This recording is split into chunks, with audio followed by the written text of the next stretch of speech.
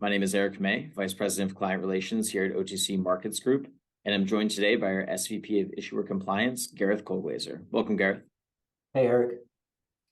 So, Gareth, can you give us a brief overview of what Blue Sky Compliance is and how it affects our OTC issuers? Sure. So Blue Sky is a reference to state securities laws. Securities and issuers on our markets are subject to these state securities laws. And really, they come into play when investors are working with investment professionals to guide their investment decisions.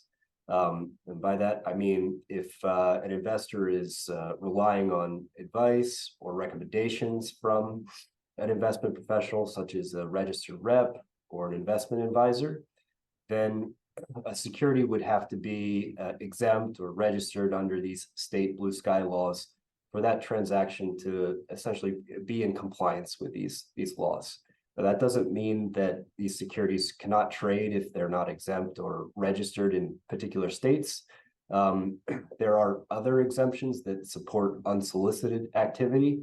So a self-directed, say, retail investor can go through their brokerage account, do their own research, and make their own investment decisions and still, transact in a given stock.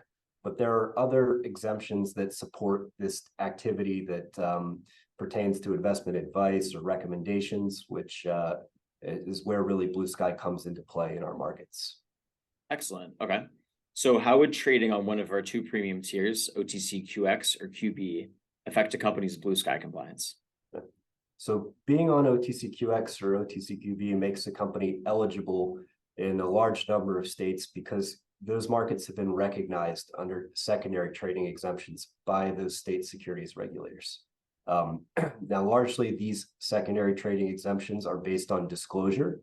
So an OTCQB or QX issuer, by virtue of the fact that they're meeting the disclosure requirements of these markets, may also be eligible under these exemptions.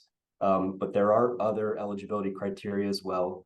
And so if a QX or QB security has investors that work with an investment professional, that investment professional, generally speaking, will be able to provide advice on helping them achieve their investment objectives, talking about their ownership of a QB or QX stock, but also that investment professional would maybe be able to solicit or recommend the stock to prospective investors as well.